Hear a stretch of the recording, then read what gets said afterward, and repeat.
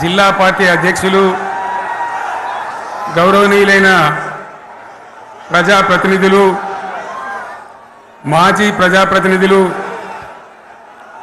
లక్షలాదిగా తరలివచ్చిన ప్రియతమ కార్యకర్తలు సైకిళ్ల మీద ఎడ్ల బండ్ల మీద పాదయాత్ర పథికులుగా అనేక పద్ధతుల్లో అనేక ప్రాంతాల నుంచి ఈ సభకు విచ్చేసిన ప్రతి ఒక్కరికి పేరు పేరున వందనం శుభాభివందనం. మీ అందరికీ కూడా తెలంగాణ రజతోత్సవ శుభాకాంక్షలు నేను తెలియజేస్తా ఉన్నాను.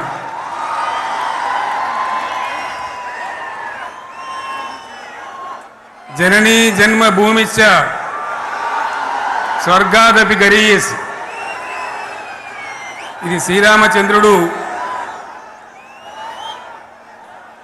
లంక మీద యుద్ధం చేసి రావణ సంహారం చేసి అయోధ్యకు తిరిగి రావాలి అనేటువంటి ఆలోచనలో ఉన్నప్పుడు రాముల వారి సోదరుడు లక్ష్మణుడు సహా ఆయన వెంట ఉన్న చాలామంది పెద్దలు లంక చాలా సువర్ణమయంగా ఉంది, అద్భుతంగా ఉంది, మనం ఇంకా అయోధ్యకు ఎందుకు ఇక్కడి నుంచే పరిపాలన చేద్దామని అంటారు.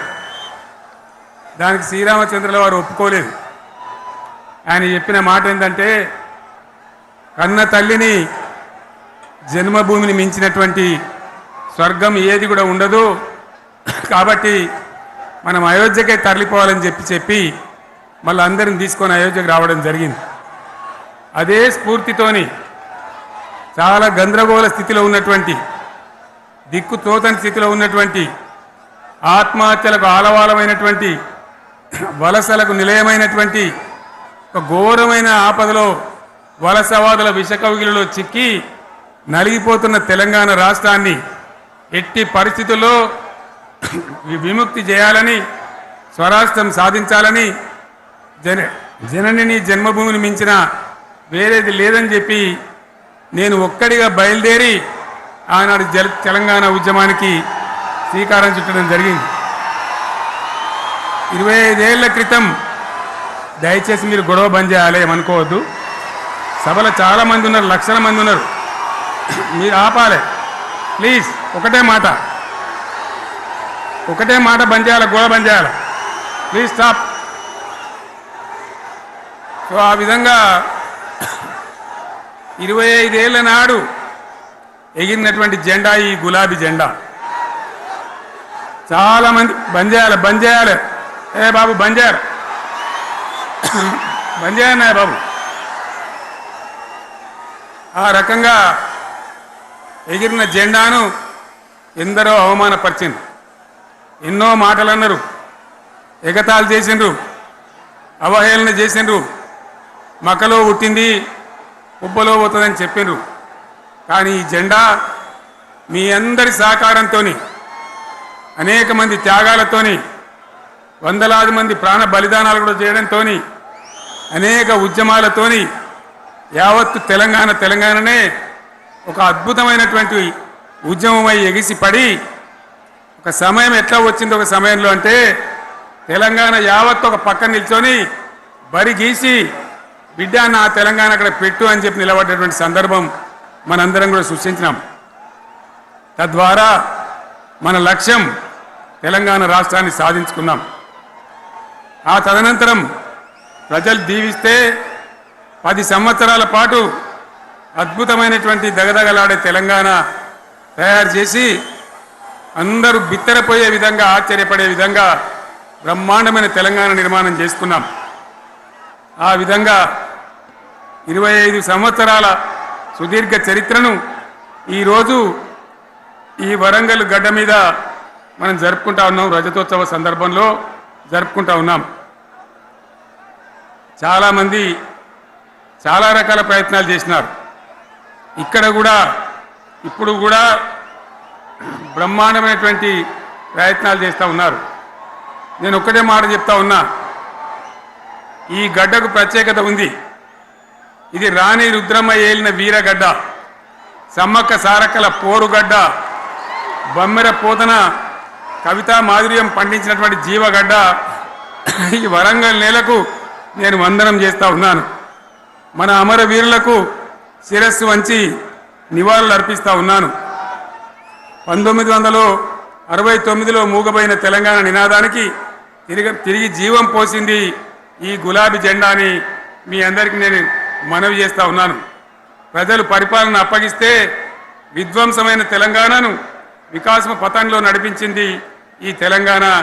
దానికి కూడా ఈనాటి కరెక్ట్గా 25 ఏళ్ళు నిండుతా ఉన్నాయి. ఆనాడు కొండా లక్ష్మణ్ బాపూజీ గారు ఆశ్రయం ఇస్తే ఏప్రిల్ 27, 2001న జలదృశ్యంలో టీఆర్ఎస్ ఆవిర్భావం తెలంగాణ చరిత్రనే మలుపు తిప్పిన ఒక మహోజ్వల ఘట్టం. పదవుల కోసమో, కులం కోసమో, మతం కోసమో, వ్యక్తుల కోసమో పుట్టలేదు ఈ గులాబీ జెండా. ఇది తెలంగాణ రాష్ట్ర సాధన కోసం పుట్టింది. పదవీ త్యాగాలతోనే మన తెలంగాణ ప్రస్థానం ప్రారంభమయ్యింది. అది ఫలించి మన స్వంత రాష్ట్ర కళ కూడా నెరవేరిందని నేను మనవి చేస్తా ఉన్నా.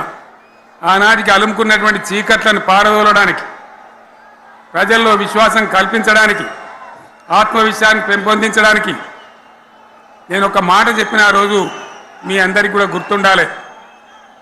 ఉద్యమం నుంచి వెనక్కి మరలితే, ఉద్యమ జెండాను దించితే నన్ను రాళ్లతో కొట్టి చంపండి అని చెప్పి నేను ఉద్యమాన్ని ప్రారంభించిన విషయం మీ అందరికీ కూడా తెలుసు. ఆ తదనంతరం జరిగినటువంటి స్థానిక పంచాయతీ ఎన్నికల్లో, ఆ తదనంతరం జరిగినటువంటి సిద్దిపేట ఉప ఎన్నికలో ప్రజలు బ్రహ్మాండంగా ప్రాణం పోసి ఊపిరిలిదితే అద్భుతంగా ఉద్యమం ముందుకు పురోగమించిన విషయం మనకు తెలుసు. 60 ఏళ్ల సమైక్య పాలనలో తెలంగాణది ఎంత గోస, ఎంత దుఃఖం, ఎంత వేదన, ఎంత హింస, ఎంత అణిచివేత చూసినామో మనందరికీ కూడా బాగా తెలుసు. గోదావరి కృష్ణనీళ్ళు దక్కకుండా తరలిపోతే తల్లి సనుబాలకు నోచని పిల్లల్లాగా తెలంగాణ బిడ్డలు రోధించారు. కరువుల కాటకాలకు గురయ్యారు. అర్ధరాత్రి కరెంట్లు పెట్టబోయి పాములు గుట్టి, తేలు గుట్టి చాలా భయంకరంగా అనాథల్లాగా చనిపోయినారు. ఆ రకంగా జరుగుతూ ఉంటే ఇక్కడ ఉన్నటువంటి ఆనాడు కాంగ్రెస్లో, టీడీపీలో ఉన్నటువంటి నాయకులు పదవుల కోసం పెదవులు మూసిండ్రు తప్ప ఏనాడు నోరు తీసి కొట్టాడలేదు. గులాబీ జెండా ఎగిరేదాకా కనీసం తెలంగాణ సోయిని కూడా ప్రదర్శించలేకపోయినారు. మీ అందరికీ తెలుసు, తెలంగాణ కోసం అవసరమైన ప్రతి సందర్భంలో పదవులు త్యాగం చేసిన వాళ్ళు బీఆర్ఎస్ బిడ్డలు అని చెప్పి నేను గర్వంగా మనవి చేస్తా ఉన్నా. కానీ పదవుల కోసం తెలంగాణను ఆగం చేసిన వాళ్ళు ఆనాడు ఉన్నటువంటి కాంగ్రెస్ నాయకులు అని చెప్పి కూడా నేను మనవి చేస్తా ఉన్నా. చంద్రబాబు నాయుడు ఆనాడు ముఖ్యమంత్రిగా ఉండి ఎంత ఘోరమంటే హైదరాబాద్ నడిబొడ్డున ఉండే తెలంగాణ గడ్డలో ఉండేటువంటి రాజధానిలో మన శాసనసభలో తెలంగాణ పదాన్నే నిషేధించినాడు. తెలంగాణ అనవద్దని స్పీకర్ ద్వారా రూలింగ్ ఇప్పించినారు. ఇదే జిల్లాకు చెందినటువంటి ప్రణయ్ భాస్కర్ గారు ఆ రోజు ఎమ్మెల్యేగా శాసనసభలో తెలంగాణ అంటే అది నేరమైనట్టుగా పరిగణించి తెలంగాణ పదాన్నే నిషేధించేటువంటి ప్రయత్నం చేసినారు. మిత్రులారా, మీకు అందరికీ చరిత్ర తెలుసు. ఆనాడైనా, ఏనాడైనా, ఈవెన్ ఈనాడైనా తెలంగాణకు విలన్ నంబర్ 1 కాంగ్రెస్ పార్టీ అని మనవి చేస్తా ఉన్నా. మనందరికీ కూడా తెలుసు ఆ విషయం. తెలంగాణ హైదరాబాద్ స్టేట్ పేరుతో ఉన్ననాడు ప్రజలు వద్దంటుంటే కూడా బలవంతంగా తెలంగాణను ఆంధ్రాతో కలిపిన వాళ్ళే. ఏందా బాబు, ఏందా పని లేదా? రెడ్డి ఎవరెవరు పోండి, మీరు మీకేం పని లేదావా? ఈ 10 మంది కాదు కదా, సభ అంతా ఉంది కదా, ఉండండి, కామ్ ఉండండి, డిస్టర్బ్ చేయండి మీరు. అట్లా బలవంతంగా ఆనాడు ఆంధ్రలో విలీనం చేసింది కాంగ్రెస్ పార్టీ, జవహర్లాల్ నెహ్రూ. 69లో ఉద్యమం వస్తే 400 మంది తెలంగాణ బిడ్డలను పిట్టల్లాగా కాల్చి చంపింది ఇందిరాగాంధీ ప్రభుత్వం, ఆనాడు ఉన్నటువంటి కాంగ్రెస్ పరిపాలన. మళ్ళీ 2001 నుంచి మనం విజృంభిస్తే నంగనాచిలాగా ఇదే కాంగ్రెస్ వచ్చి మన బలాన్ని, మన ఊపును చూసి పొత్తు పెట్టుకొని తెలంగాణ ఇస్తామని నమ్మబలికి మనతో పొత్తు పెట్టుకున్నది కూడా మీరు చూసినారు. మళ్ళా ఎగ్గొట్టే ప్రయత్నం చేసినారు. 14 ఏళ్ళు ఏడిపించినారు. అది మీ అందరికి తెలుసు. వాళ్ళు ఎట్టెట్లా చేస్తూ ఉంటే వాళ్ళ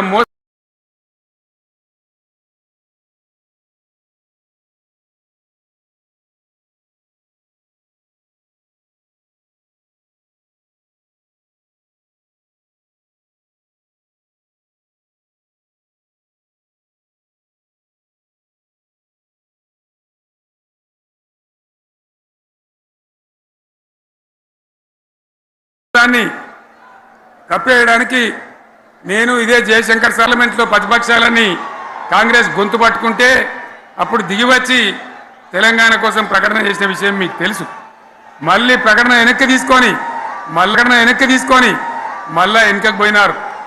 ఆ తర్వాత సకల జనుల సమ్మె కావచ్చు, సాగర హారాలు కావచ్చు, వంట వార్పులు కావచ్చు, అనేక రూపాలలో విజృంభించి మళ్ళీ భయంకరమైన పోరాటం చేసినాం. మళ్ళీ 3 ఏళ్ల తర్వాత వాళ్లకు రాజకీయ అవసరం ఏర్పడి ఆనాడు వచ్చి మళ్ళీ తెలంగాణ ఇస్తామని ప్రకటించి వాళ్ళకి ఇష్టం లేకపోయినా తెలంగాణ సృష్టించినటువంటి ఆ సుడిగాడుపులుగా తట్టుకోలేమని భయపడి తెలంగాణ ఇచ్చిన విషయం కూడా మీకు తెలుసు. తదనంతరం ప్రజలు మనకు అధికారం ఇచ్చినారు. దాన్ని మనం ఏదో అధికారం అనుభవించడానికి తీసుకోలే, బాధ్యతగా తీసుకున్నాం. ఎంత బ్రహ్మాండంగా పనిచేసినాం. రాష్ట్రాన్ని మన చేతిలో పెడితే ఎక్కడున్న తెలంగాణను ఎక్కడ తీసుకొని పోయినాం.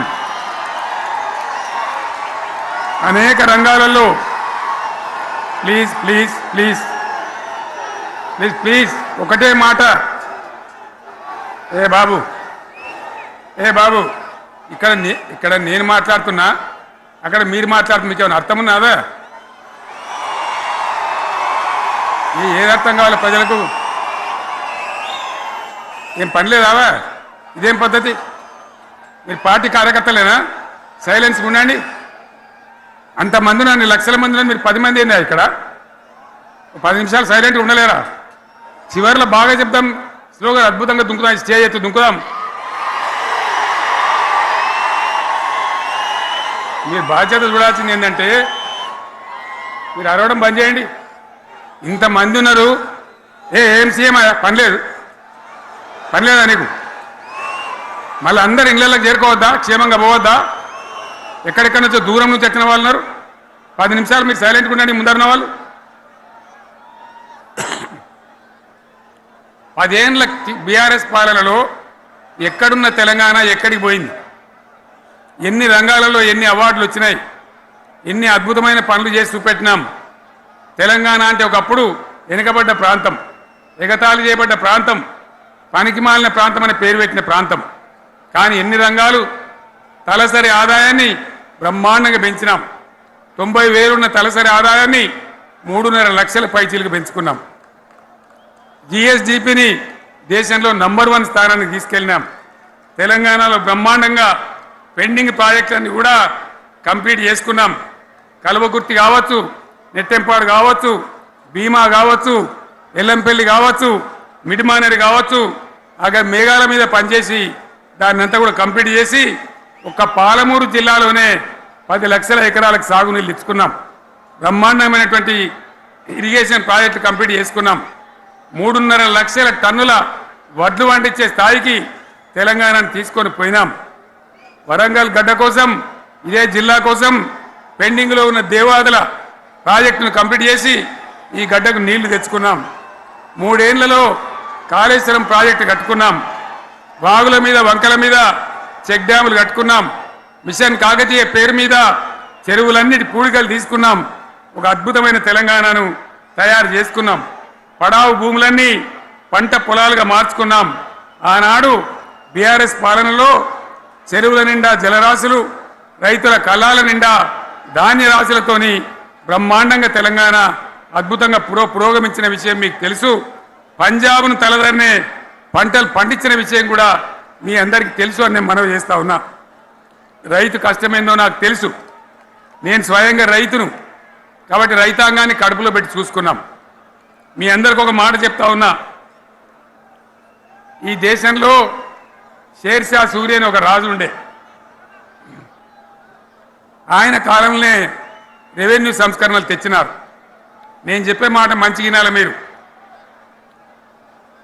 చరిత్ర పొడుగుత చూస్తే షేర్షా సూరు నుంచి స్వతంత్ర భారతం వచ్చిన తర్వాత ప్రజాస్వామ్య ప్రభుత్వాలు కూడా రైతుల దగ్గర రకరకాల శిస్తులు వసూలు చేసినారు, రైతుల దగ్గర డబ్బులు వసూలు చేసినారు, తహసీల్ రకాలు వసూలు చేసినారు, నీటి తీరువాలు వసూలు చేసినారు. కానీ రైతును చూడాలని వాడు అందుకోలే. భారతదేశంలోనే ఎక్కడ కూడా లేని స్కీమ్ నన్ను వాళ్ళు అడగలే, ఎలక్షన్లలో చెప్పలే. నాకు నేనుగా ఆలోచించి ప్రభుత్వమే ఆలోచించి రైతు బంధు పథకాన్ని తెచ్చినాం. చాలా బ్రహ్మాండంగా రైతు బంధు పథకాన్ని అమలు చేసినాం. రైతాంగానికి ఎటువంటి కరెంట్ ఇచ్చినాం, ఎంత అద్భుతమైన కరెంట్ ఇచ్చినాం. ఆంధ్ర వలసవాద ముఖ్యమంత్రులు ఏం మాటలు మాట్లాడినారు.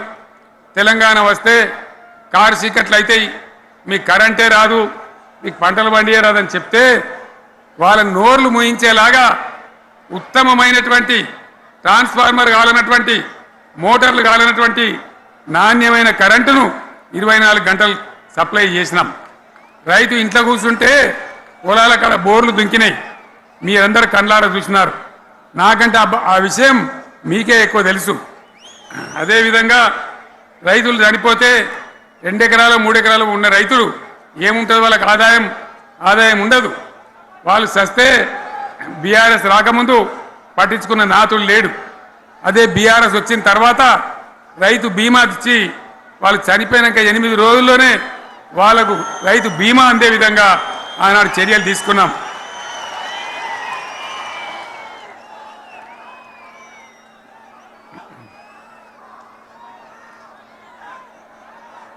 పైసలు ఎంత మంచిగా వచ్చేది, రైతు బంధు డబ్బులు ఏ విధంగా వచ్చేది. శనుకులు పడుతుంటే చకాచకా వచ్చి బ్యాంకులలో డబ్బులు పడి రైతుల సెల్ ఫోన్లు మోగుతుండే. ఆ విధంగా కడుపులో చల్లగదలకుండా రైతాంగానికి రైతు బంధు పథకాన్ని అమలు చేసుకున్నాం. రకరకాల వ్యక్తులు రకరకాల మాట్లాడినారు. జై కిసాన్ జై జవాన్ అన్నారు తప్ప వాళ్ళ సంక్షేమం ఏ ప్రభుత్వం కూడా చూడలేదు.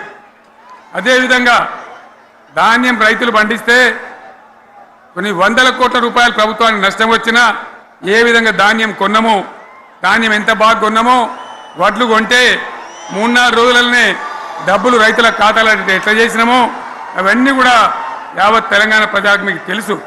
అంతకుముందు మధ్య దళారుల పాలు ఎన్నో రకాల బాధలు, 7,500 కొనుగోలు కేంద్రాలు పెట్టి ధాన్యం ఎట్లా వేసినామో కూడా మీ అందరికీ బాగా తెలుసు. మరి ఇదంతా కూడా బ్రహ్మాండంగా జరిగింది. ఎన్నో పనులు, మిషన్ భగీరథ ఎన్నికల ప్రణాళికలు చెప్పలే, ఓట్ల ప్రచారం అప్పుడు చెప్పలే, గవర్నమెంటే చేసింది. ఇంతింత నల్లబెట్టి ప్రజలకు అందియడం జరిగింది. రైతు బంధు కానీ, రైతు బీమా కానీ, కళ్యాణ లక్ష్మి కానీ, కేసీఆర్ కిట్ కానీ, కంటి వెలుగు లాంటి ప్రోగ్రాం కానీ ఎవరు అడిగిన నన్ను ఎవరు అడగలే. అయినా మా అంతల మేమే మన రాష్ట్రం మన ప్రజలని వాళ్ళని బాగు చేసుకోవాలని చేసినాం. చెరువులలో చేపలు పెంచాలని ఎవరు అడిగిరు నన్ను, ఎవరు డిమాండ్ చేసినారు, వాళ్ళకి వృత్తి పని దొరకాలని, మత్స్యకారులను ప్రోత్సహించాలని చెరువులలో చేపలు పెంచినాం. లక్షలాది గొర్రెలను పంపిణీ చేయమని ఎవరు ధర్నా చేయలే, ఎవరు అడగలే. కానీ ప్రభుత్వమే తనంతట తానే బ్రహ్మాండంగా వాళ్ళకు చేయడం జరిగింది. ప్రజల అవసరాలు ఎప్పటికప్పుడు తీర్చినాం. అంతవరకే ఆగలే. పారిశ్రామిక రంగం మీద దృష్టి పెట్టినాం, పెట్టుబడులు ఆకర్షించినాం. సుమారు 20 నుంచి 25 లక్షల మంది పిల్లలకు ఉద్యోగాలు ఇప్పించే ప్రయత్నం చేసినాం. 40 కోట్లు మాత్రం ఉన్న ఐటీ ఎగుమతులు 2.5 లక్షల కోట్లకు పెంచగలిగినాం. ఐటీ రంగంలో 7 లక్షల మందికి ఉద్యోగాలు కొత్తగా వచ్చినాయి. 1000కి పైగా గురుకులాలు పెట్టినాం. పేద ఇండ్ల విద్యార్థులకు ఉత్తమమైనటువంటి చదువును అందించినాం. తెలంగాణలో 3 మెడికల్ కాలేజీలు ఉంటే దాన్ని 33 మెడికల్ కాలేజీలు తీసుకొని పోయినాం. ఈ విధంగా అది ఒకటి మాత్రమే కాదు, బీఆర్ఎస్ టైంలో మత కల్లోలం లేదు, కర్ఫ్యూ లేదు, కల్లోలం లేదు, శాంతి భద్రతలన్నీ కూడా బ్రహ్మాండంగా కాపాడి ప్రతి ఒక్కరిని కూడా కాపాడే బాధ్యత తీసుకొని కడుపులో పెట్టుకొని చూసుకున్నాం. ఇవన్నీ కూడా నా డైలాగులు కాదు, నేను చెప్పే స్టోరీలు కాదు. ఇవన్నీ పార్లమెంట్ వేదికగా కేంద్ర ప్రభుత్వం అనేక సందర్భాల్లో వెల్లడించినటువంటి విషయాలు. Reserve bank of India, comptroller general of India వాళ్ళు వెల్లడించినటువంటి అధికారమైనటువంటి లెక్కలని చెప్పి కూడా నేను మీకు మనవి చేస్తా ఉన్నా. ఇవన్నీ జరిగినాయి. ఇప్పుడు నేను చెప్పిందంతా కూడా మీ కళ్ళ ముందరనే జరిగింది. మరి కాంగ్రెస్ వచ్చి ఏడాది అర్థమా? మరి ఏం మాయరోగం వచ్చే, ఏం బీమారు వచ్చే,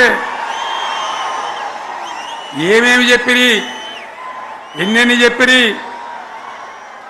మీకు కావాల్సింది ఇదే కదా, చెప్తా. ఇక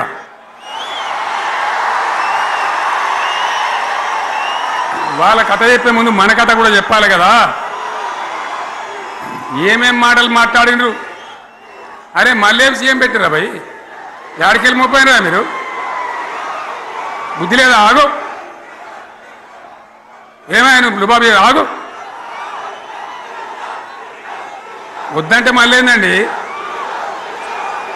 ఇవాళ రాజశేఖర వాళ్ళు అది మనోడేనా?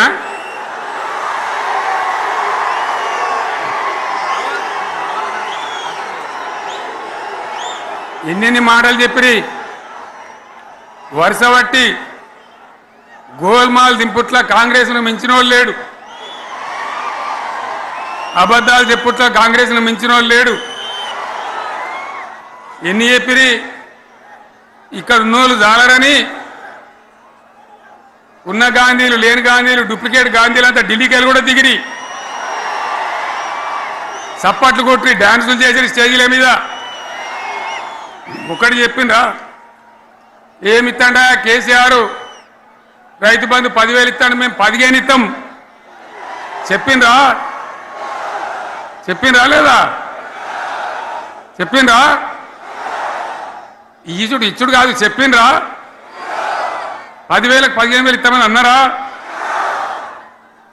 కేసీఆర్ పెన్షన్లు 2,000 ఇస్తాడు, మేము 4,000 ఇస్తాం. చెప్పిండ్రా? ఇంకేం చెప్పిండ్రు? కేసీఆర్ ఇంట్లో ఇద్దరుంటే ఒకరికే ఇస్తాడు, మేము ముసలోనికి 2 ఇస్తాం. చెప్పిండ్రా? చెప్పిండ్రా లేదా? అన్న మీరు మధ్యన్న వాళ్ళు చెప్తలేరు, చెప్పిండ్రా? ఇవన్నీ కాంగ్రెస్ వాళ్ళు చెప్పిండ్రా? చెప్పిన వాళ్ళు ఒకసారి చేయలేవటారు దయచేసి.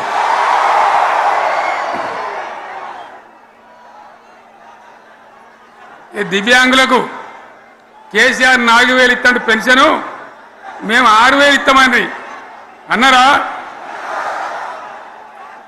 ఇక చదువుకునే ఆడిపోరగాళ్ళకు స్కూటీలు కొనిస్తామండి, కొనిచ్చారా? అన్నారైతే అన్నారు కదా. విద్యార్థులకేమో విద్యా కార్డు ఇస్తామండి, 5 లక్షల గ్యారంటీ కార్డు, బ్యాంక్ కార్డు ఇస్తామండి. ఇట్లా ఎన్ని మాటలు చెప్పారు? ఇక ఉరుకురి ఒకరినుకోడు ఉరుకురి 2 లక్షల లోన్ తెచ్చుకొని డిసెంబర్ 9 నాడే కథం, ఒక కలంపోటుతోనే కథం అన్నరా? అన్నరా? మరి చేసిండ్రా? చెయ్యలే. ఇక వడ్లు కొంటే ఒక వడ్లు కాదు, ఆనాడు మనమే కొనుగోలు కేంద్రాలు పెట్టి కనీసం మద్దతు ధర వచ్చేటట్టుగా మొలకొచ్చినా తడిసిపోయినా రంగు మారినా రైతులు కాబట్టి మన బిడ్డలు కాబట్టి గవర్నమెంట్కు 500 కోట్లు నష్టం వచ్చినా సరే మొత్తం కొనురు అని నేను చెప్పిన, కొనిపించిన. బాధ కాలే. వాళ్ళేం చెప్పిండ్రు? పబ్లిక్ను బోల్తా కొట్టేయడానికి మేము క్వింటాల్కి 500 బోనస్ ఇస్తాం, మక్కలకి ఇస్తాం, వడ్లకి ఇస్తాం, ప్రతి పంటకి ఇస్తాం. చెప్పిండ్రా? ఇటువంటివి చెప్పుడే కాదు, వీటితోని ఇంకొక 420 హామీలు చెప్పిండ్రు. వాళ్ళ నోటికి మొక్కాలే. కళ్యాణ లక్ష్మి కేసీఆర్ 1,00,000 రూపాయలు ఇస్తాడు, మేము వస్తే తులం బంగారం కూడా కల్పిస్తామండి అన్నారా? ఏమన్నా నత్తందా?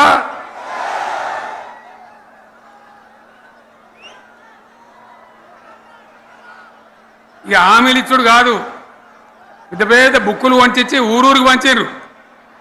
సిగ్గులేక ఊళ్ళ పంట తిరిగి బాండ్ పేపర్లు రాసిచ్చారు, బాండ్ పేపర్లు ఇంటింటికి తిరిగిండ్రు.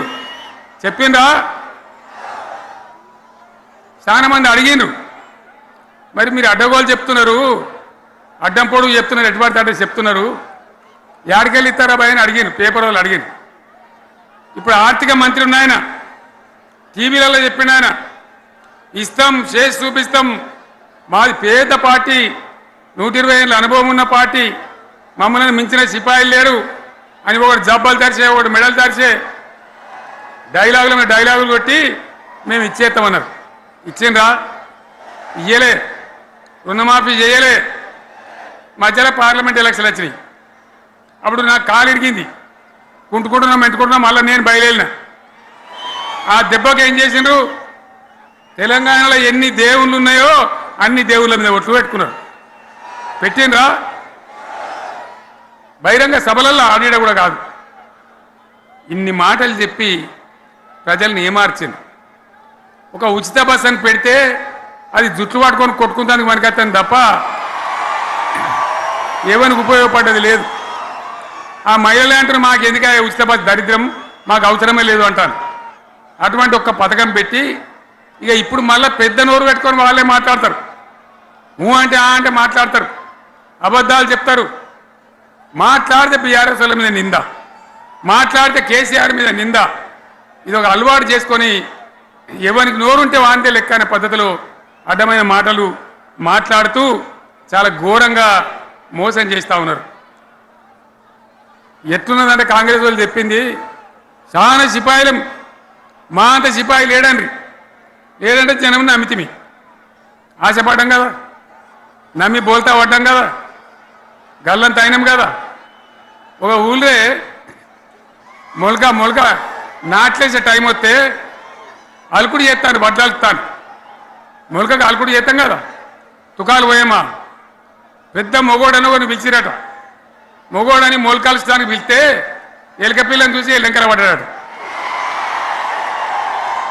ఇక మా అంత సిపాయి లేరు, మేము తెచ్చే ఇస్తాం, 6 సందమామలు పెడతాం, 7 సూర్యులు పెడతాం అని నమ్మబలికి ప్రజలను దగా చేసి మంచిగున్న తెలంగాణ నాగం పట్టించి ఓట్లు వేయించుకొని ప్రజలను మోసం చేసిండ్రు, దగా చేసిండ్రు. ఈ మాట నిజం, మీ అందరికి తెలుసు. ఇవాళ ఏం మాట్లాడతారు, మమ్మల్ని ఎవరు నమ్ముతలేడు, మాకు అప్పు ఉడతలేదు, యాడికెళ్ళి తెచ్చేయాలి అని ఇప్పుడు మాట్లాడుతున్నాం. అప్పుడేమో మాకు అపారమైన అనుభవం ఉంది, మేము చేస్తామన్నారు. ఒక్క మాట చెప్తున్నాం మిత్రులారా, ఇక్కడ నోళ్ళం మనమే కాదు, నా ప్రసంగం టీవీలలో వినేటువంటి కోటాను కోట్ల మందికి కూడా నేను మనవి చేస్తా ఉన్నా. ఇంత మోసం ఉంటుందా, ఇంత దగా ఉంటుందా? ఓట్లయితే రాని అవతల పడదామని ముచ్చట్నా? ఎంతవరకు ఇది కరెక్టు? తెలంగాణ ఎంత మంచిగా పోయేది, ఇప్పుడు బొందలు పడగొట్టినరా? ఎంత ఘోరమైనటువంటి ఫలితం మనం చూస్తున్నాం. ఇవాళ ఏం జరుగుతూ ఉంది? మళ్ళీ అన్ని మోపైనాయి. ఇక దుకాణం పెడతామన్నారు, లొల్లు పెట్టిండ్రు, బొబ్బ పెట్టిండ్రు. ఇక ఓట్లయినాక ఎత్తాడు, తవ్వడు, మోయాడు. బాయి పడతాం జోరుగా చెప్తే 6 నెలల ఏమయ్యారంటే ఇక ఆయనతో రేపు అవుతుంది, ఎల్లుండి అవుతుంది, సంక్రాంతికి అవుతుంది, దీపావళికి అవుతుంది, మార్చి 31కి అవుతుంది. మార్చి 31 లేదు, మన్ను లేదు, ఏది కూడా చేసింది లేదు. మొత్తం ఆర్థిక పరిస్థితిని దెబ్బతీసింది. తెలివి తక్కువ పనితోని, అవివేకం వల్ల, అజ్ఞానం వల్ల పరిపాలన చెయ్యరాక సర్వనాశనం చేసింది. రాష్ట్ర ఆర్థిక పరిస్థితి ఎంత మంచిగుండే, ఎంత బాగా పోతా ఉండే. మేము కష్టపడి కడుపు కట్టుకొని, నోరు కట్టుకొని సంవత్సరానికి 10 నుంచి 15 వేల కోట్ల ఆదాయం పెంచినాం. అనేక రివ్యూ మీటింగులు చేసినాం. ఎంత బాగా తీసుకొని పోయినాం, తెలంగాణను ఎట్లా తయారు చేసినాం, ఆ విధంగా తీసుకొని పోయినాం. ఇవాళ ఒక్క మాట మీరు అందరూ ఆలోచన చేయాలి. ఇక్కడ ఉన్నవాళ్ళు కానీ నా మనసు బాధ అవుతుంది, నా మనసు కాలుతుంది, ఇబ్బంది అవుతుంది. నా కళ్ళ ముందటనే తెలంగాణ ఇట్లా కావడం నాకు దుఃఖం కలిగిస్తూ ఉంది. నేను ఆవేదనతో చెప్తున్నా ఈ మాట. ఒక్క మాట మీరు అందరూ ఆలోచన చేయండి. తెలంగాణలో భూముల ధరలు ఎట్లుండే? కేసీఆర్ ముఖ్యమంత్రి ఉన్నప్పుడు, బీఆర్ఎస్ రాజ్యం చేసినప్పుడు భూముల ధరలు ఎట్లుండే? ఆనాడు కొనేటోళ్ళు ఎక్కువ ఉండిరి, అమ్మేటోళ్ళు తక్కువ ఉండిరి. ఇవాళ ఆపతికి అమ్ముకుందామంటే భూములు కొనేటోడు ఉన్నాడా? అడుగుతున్నా భూముల ధరలు ఎక్కడికి పోయినాయి? ఎవరికన్నా 5 ఎకరాలు డాంబర్ రోడ్డు పక్కకుంటే నేను 5 కోట్ల మనిషిని నేను కోటీశ్వరుని అనే ధైర్యంలో రైతులు ఉండరు. ఇవాళ అడిగేటోడు ఉన్నాడా? ఉన్నదా? ఒక్కటే ఏడాదిలో గింత గల్లంత అవుతుందా? కేసీఆర్ పక్కకు పోగానే ఇంత ఆగమవుతుందా? ఇంకో మాట నేను అడుగుతా ఉన్నా, కరెంటును 35 ఏళ్ళు బాధపడ్డాం. నా బావి కాడ కూడా మోటార్లు కాలినాయి. బీఆర్ఎస్ వచ్చినాక నేను ముఖ్యమంత్రి అయినాక ఒక్కటే ఏడాది బావులా దాన్ని చక్కగా చేసి 24 గంటల కరెంట్ ఇయ్యలే, నడవలే. రెప్పపాటు కూడా కరెంటు పోకుండా 24 గంటల కరెంటు తేలేదా? మరి మా అంత సిపాయి లేరంటే కేసీఆర్ మంచిగా ఇచ్చిన కరెంటు మీకెందుకు ఇయ్యే శాతం అయితే లేదు అని చెప్పి నేను అడుగుతా ఉన్నా. తెలంగాణ ప్రజల పక్షాన్ని అడుగుతా ఉన్నా. ఎందుకు ఇలా ప్రజల గోస ఉంచుకుంటా ఉన్నారు? మళ్ళా మోటార్లు కాలుతున్నాయి, ట్రాన్స్ఫార్మర్లు కాలుతున్నాయి, లంచాలు పెరుగుతున్నాయి. అది శాతం అయితే లేదా? మళ్ళీ ఇలా తెలంగాణ పోవన్నా మోటార్ పెట్టడానికి? ఏం దౌర్భాగ్యం ఇది! ఎటువంటి శని నెత్తి మీద పెట్టుకున్నాం మనం. మీరందరూ ఆలోచన చేయాలి. భూముల ధరలు పోయినాయి, కరెంట్ ఎక్కడ ఎవడెత్తుకపోయా? మిషన్ భగీరథ అసెంబ్లీలో నిలబడి ఛాలెంజ్ చేసిన నేను. 5 ఏళ్ల లోపల ప్రతి ఇంట్లో నల్లా పెట్టి నీళ్ళు లేకపోతే మళ్ళా ఎలక్షన్ల పార్టీ మేము నిలవడం, ఓట్లు అడగము అని చెప్పిన నేను. ఎవరు చెప్పాలి? దమ్మున్నోడే చెప్పాలి. చేసి చూపించినాం, నడిపించినాం. ప్రతి ఇంట్లో నల్లా పెట్టినాం. కృష్ణా గోదావరి నీళ్లు తెచ్చి ప్రతి ఇంటి ముందర దుంకిచ్చినాం. అది మీరందరూ దానికి సాక్ష్యం. ఇలాగా మంచినీళ్ళు కట్నే ఇల్లు పెట్టినపోయి ఉన్న పథకం కేసీఆర్ ఆయమల్ని అయిపోయింది. ఇంకా మంచినీళ్ళు కూడా ఇయ్యే శాతం అయితే లేదా? మేము ఇంత సిపాయిలం అంత సిపాయిలం అని ఎగిరెగిరి దుంకితే మాట్లాడితే మంచినీళ్ళు ఇచ్చే కూడా శాతం అయితే లేదా? మంచినీళ్ళు పోతాయి, కరెంటు పోతుంది, వడ్లు కొనే దిక్కు లేదు. వడ్లు కొంటాను రా, కళ్ళాల కాడ 15 రోజులు వడ్లు కొనే దిక్కు లేదు, అడిగే దిక్కు లేదు. సర్కారు కొనకపోతే దిక్కుమాలని దేవుడా అని ప్రైవేట్ మిల్లర్లకు అమ్ముకుంటున్నాం. మళ్ళీ అక్కడ దళారీలు, అక్కడ దోపిడీ, మళ్ళీ రైతాంగం దోపిడీకి గురవుతున్నది. మళ్ళీ 2014 కంటే ముందటి పరిస్థితులు వస్తూ ఉన్నాయి. ఆ విధంగా ఎందుకు జరుగుతూ ఉంది? ఇది ఎవరి అసమర్థత? కాంగ్రెస్ ప్రభుత్వం యొక్క అసమర్థత కాదా? ఈ కాంగ్రెస్ కాటేయడం కాదా? నేను ఒక్కటే మాట మిమ్మల్ని కోరుతా ఉన్నా, ప్రజలకు నేను అడుగుతా ఉన్నా. పేదలు గుడిసెలు వేసుకుంటారు, ప్రభుత్వ జాగాలలో పాపం తెలిసి తెలియక కొన్ని వేసుకుంటారు. బీఆర్ఎస్ గవర్నమెంట్లో హైదరాబాద్తో సహా వరంగల్తో సహా అనేక పట్టణాలలో అనేక ప్రాంతాలలో రాష్ట్ర వ్యాప్తంగా లక్షలాది మందికి మేము పట్టాలు ఇచ్చినాం. బుల్డోజర్లు పెట్టి జేసీబీలు పెట్టి మేము చెరువులలో పూడికెళ్ళి తీస్తే వీళ్ళేమో హైడ్రా అని మన బొందా అని పెట్టి పేదల ఇండ్లు కూడా కొడతా ఉన్నారు. ఆనాడు చెరువు పూడికెళ్ళి తీసిన బుల్డోజర్లు ఇలా పేదల ఇండ్లు కూడా కొడతా ఉన్నాయి. ఇవన్నీ మనం చూస్తూ ఉన్నాం. చూసి మౌనంగా ఉందామా, కొట్లాడదామా, ఏం చేద్దాం అనేది మనం ఆలోచించే సమయం వచ్చింది. దేశాన్ని నంబర్ 1 స్థాయిలో నిలబెడితే ఇవాళ 14వ స్థాయికి 15వ స్థాయికి తీసుకొని పోయినారు. నా కళ్ళ ముందన్న గిట్ల జరుగుతుంది, ఇంత మాయల్యమే అవుతుంది, ఇంత మోసం చేస్తారని నేను కూడా అనుకోలే. ఇలా చాలా బాధ కలుగుతూ ఉంది, చాలా దుఃఖం కలుగుతూ ఉంది. ఇంకా ముందరికి పోవాల్సిన తెలంగాణ ఇలా వెనుకకు అయిపోతున్నా ఉన్నది. మళ్ళా ఎవరు దీనికి కారణం? ఈ దుర్మార్గులు కాదా? నిలబెట్టి ఖచ్చితంగా అడగాల్సిన అవసరం ప్రజలకు లేదా? అడగాలి. ఎందుకోసం? టైం ఇవ్వాలని మేము కూడా టైం ఇచ్చినాం. ఏమంటారు? మీకేసినట్టు మాకేసిన ఓట్లు, మాకు ఏడాదైనా టైం ఇయ్యరా? ఏడాది అర్థమైన టైం ఇయ్యరా? మీకు కన్నేరురా అని అంటారు. కాబట్టి నేను నోరు తెరవలే, బయటికి రాలే. కృష్ణా జలాల మీద గడబడి జరిగితే ఒక్కసారి అక్కడ నాయకులు తీరకపోతే నల్లగొండలో పోయి ఒక గర్జన చేసి వచ్చినా కానీ నేను ఎక్కడ బయటికి రాలే, మాట్లాడలే. కానీ ఏడాది అర్థం అయిపోయింది, ఇంకేం పాడైంది? పువ్వు పుట్టంగానే పరిమళిస్తుంది అన్నట్టు ప్రభుత్వం కథ తెలియదా? ఇంకేమన్నా వీళ్ళకి టైం ఎక్కడిది? వీళ్ళు ఏం చేస్తారు? చివరి 6 నెలలు అయితే ఎలక్షన్ అయినాయి. వీనికి ఉన్న టైం 2.5 ఏళ్ళు.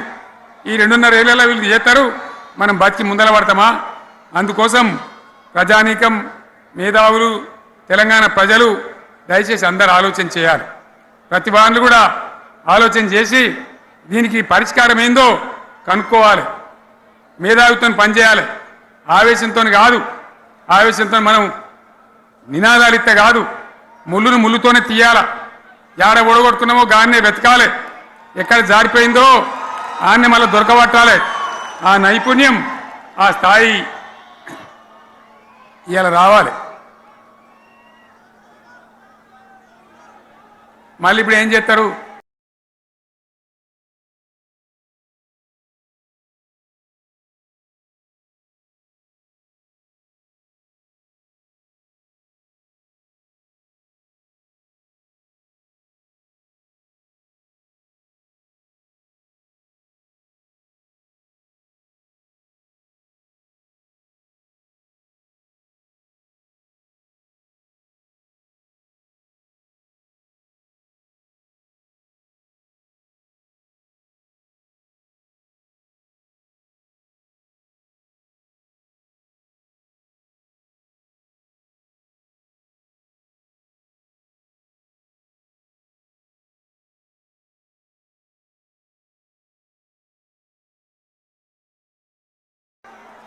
మాట్లాడితే బీఆర్ఎస్ మీద ఇప్పుడు కోరుతా ఉన్నా. ఒక్కొక్క ట్రిప్పు నేను యాదగిరి గుట్టకు పోతే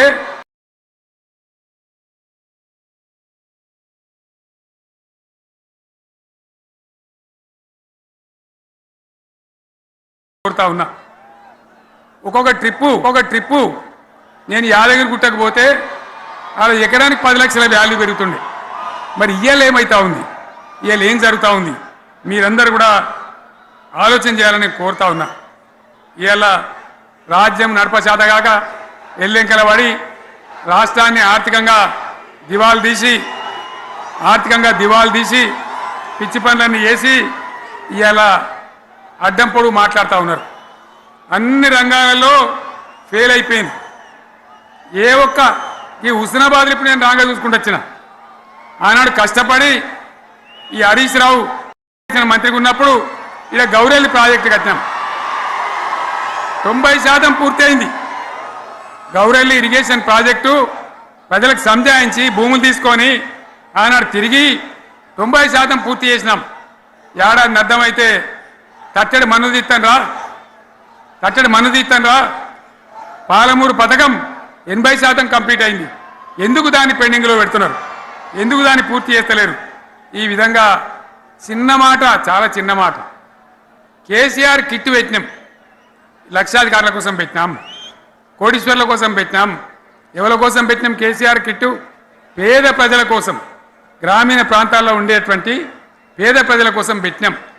ఆడపిల్లంటే 13,000 ఇచ్చినాం, మగపిల్లగానికైతే 12,000 రూపాయలు ఇచ్చినాం.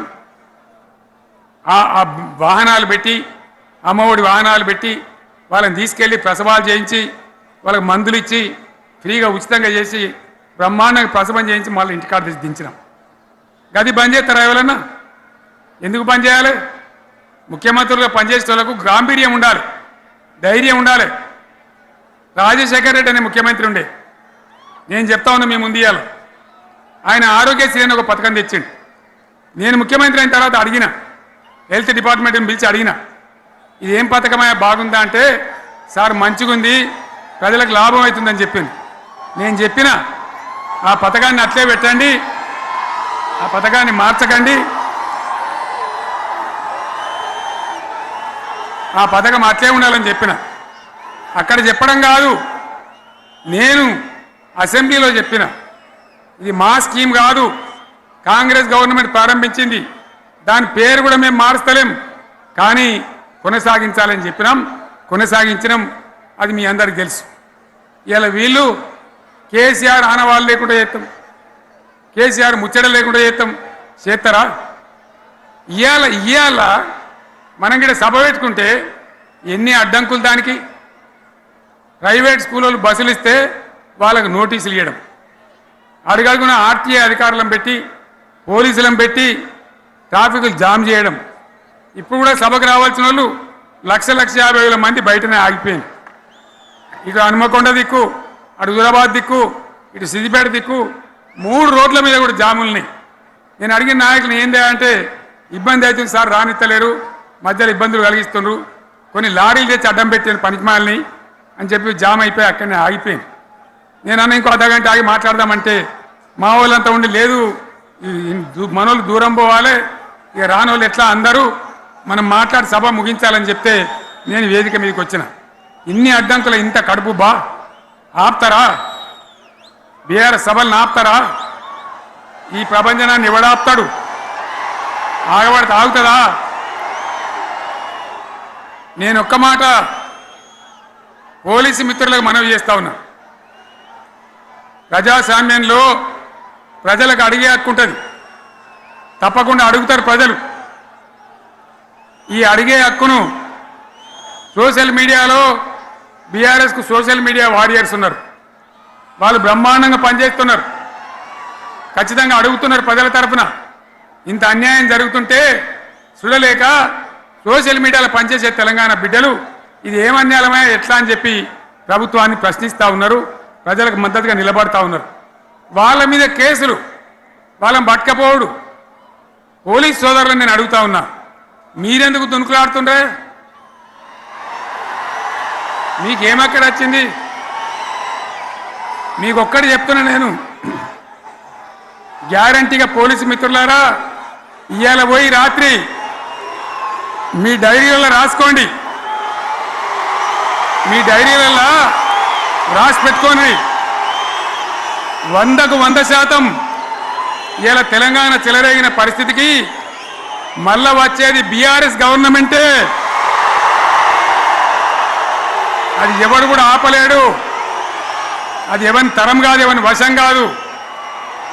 మీకు తెలియదా? మీరు పోలీసు ఉద్యోగాలు చేస్తున్నారు, మీరు చదువుకోలేదా? మీకు కూడా విజ్ఞానం ఉంది కదా? వీళ్ళు దొంగ వాగ్దానాలు చేయలేదా? ప్రజలను మోసం చేయలేదా? ప్రజాస్వామ్యంలో ప్రజలకు అడిగే హక్కు లేదా? మీరెందుకు కేసులు పెడుతున్నారు? నాకు అర్థం కాదు. మీరెందుకు దునుకులాడుతున్నారు? మీరెందుకు బలైతారు? రేపు మీకు రాజకీయాలు ఎందుకు? మీ డ్యూటీ మీరు చేయండి. మేము బీఆర్ఎస్ ఎప్పుడు శాసనాన్ని ఉల్లంఘించాం, చట్టాలను ఉల్లంఘించాం.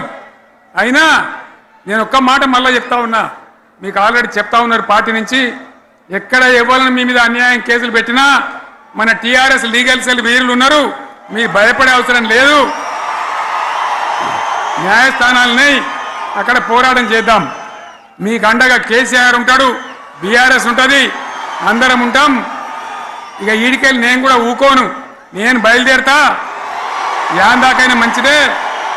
ఎవరెవరి సంగతి ఏందో, ఎవరైనా లెక్కేందో అన్ని కూడా లెక్కలు తీద్దామని మనవి చేస్తా ఉన్నా. ఈ రకంగా మనం ముందు పోవాలి. ఒక్క మాటలను ఉన్నదా?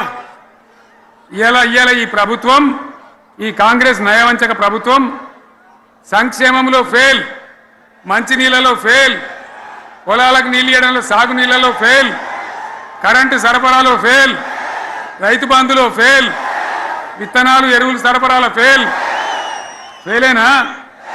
ధాన్యం కొనుగోళ్లలో ఫెయిల్, పల్లెలు పట్టణాల అభివృద్ధిలో ఫెయిల్, భూముల ధరలు పెంచడంలో ఫెయిల్. మరి దేంట్లో పాస్ అయిండు? ఎటుపడితే అటు ఒర్రుడు, దేవుళ్ళ మీద ఒట్లు పెట్టుడు, అబద్ధ వాగ్దానాలు చేసుడు.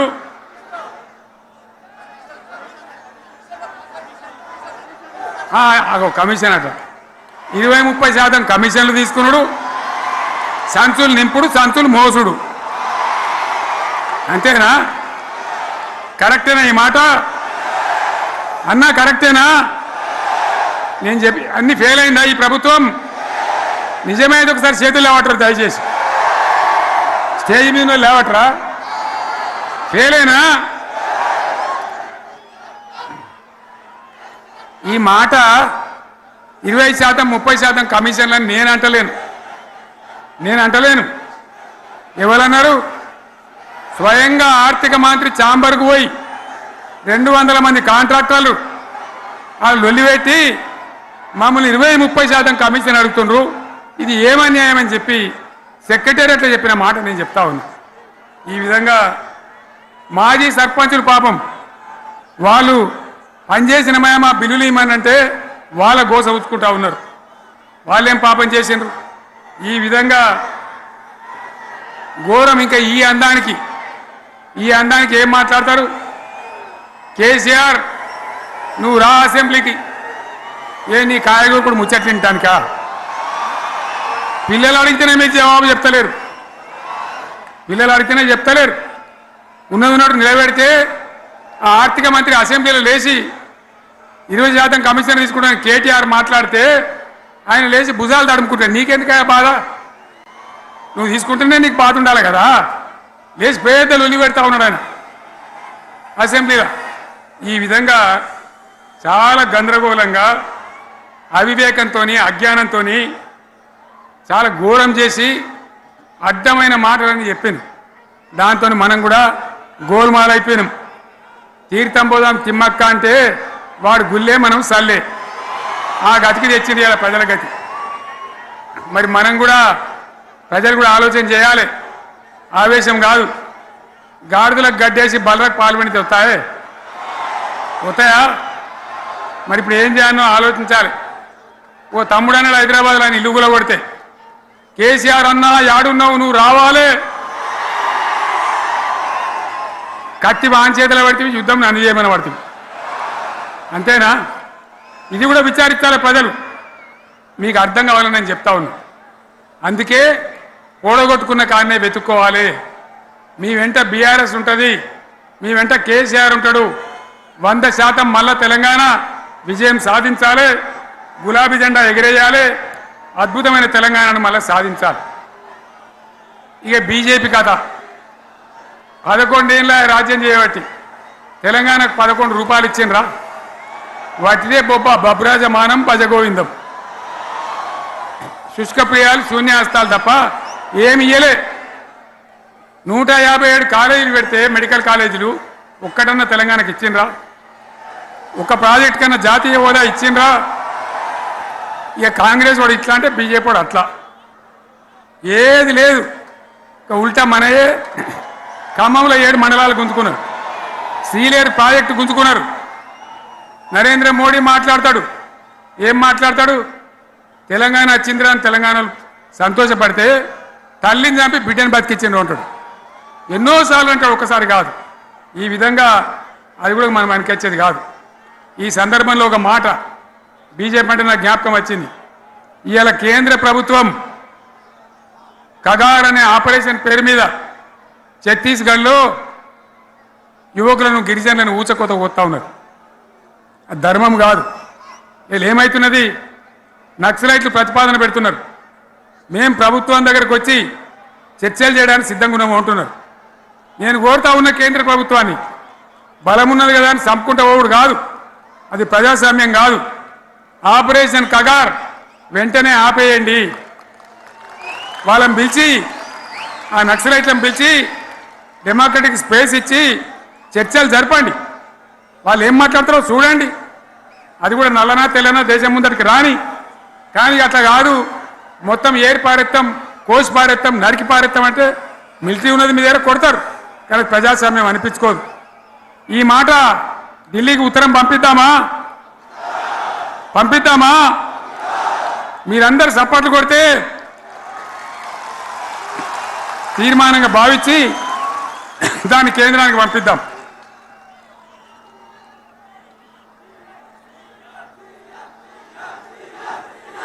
ఇక్కడ 30 ఈ సందర్భంలో ఈ రజతోత్సవ వేళ నేను మీ అందరికీ, ఇక్కడ ఉన్న వాళ్ళకు, సభలో లేని వాళ్లకు, టీవీలో నా మాటలు వినే వాళ్లకు, యావత్తు తెలంగాణ సమాజానికి బీఆర్ఎస్ గులాబీ జెండా రజతోత్సవ శుభాకాంక్షలు మరొకసారి తెలియజేస్తూ, మీరందరూ కూడా ధైర్యంగా ఉండండి. మళ్ళీ బీఆర్ఎస్ తెచ్చుకుందాం, బ్రహ్మాండమైన పరిపాలన అందించుకుందాం. వీళ్ళు జరగొట్టేటివన్నీ మళ్ళీ మంచిగా చేసుకుందాం, బ్రహ్మాండంగా ముందుకు పోదాం, పురోగమించుదాం. ఒక అద్భుతమైన తెలంగాణ, ప్రతి వ్యక్తి ముఖంలో చిరునవ్వులు చిందించే తెలంగాణ తయారు చేసుకుందామని చెప్పి మీ అందరికీ మనవి చేస్తూ, ఇంత పెద్ద ఎత్తున ఈ సభకు గవర్నమెంట్ వచ్చిన ఏడాది నరలోనే మీరు కదిలి వచ్చిందంటే మీరు కూడా ఒక నిర్ణయానికి వచ్చినట్టు కనబడుతూనే ఉంది. ఓట్లు ఎప్పుడు వస్తాయని చూస్తాను. నేను ఇంకో మాట చెప్పాలి, ముఖ్యమైన మాట ఏంటంటే, వీళ్ళు అక్కడిక్కడ ఎందుకైనా మీరు లేచొచ్చిండ్రు ఫోటోల కోసం.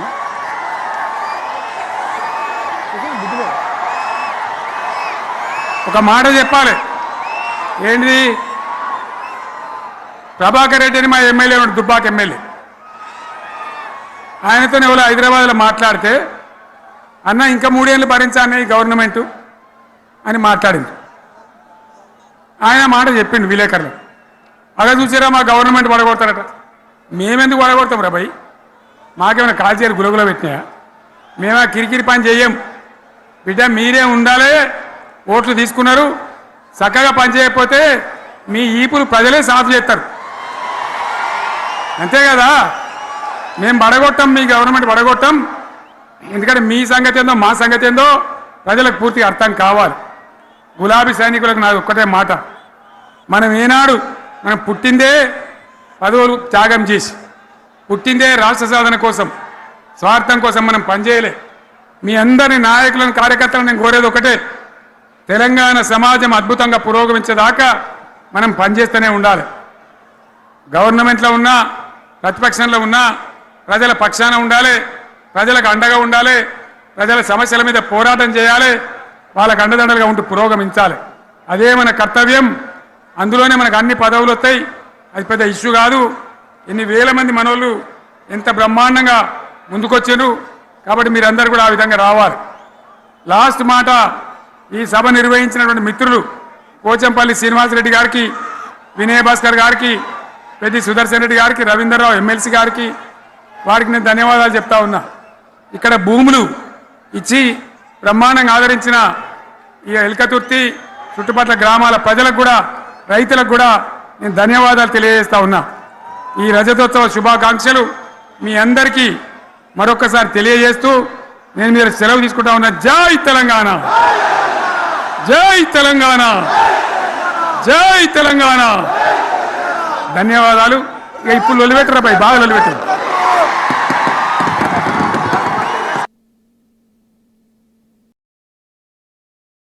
అది తెలంగాణ తలరాతను మార్చిన నవ వసంత ఋతువు. విపక్ష దోపిడి విలయంలో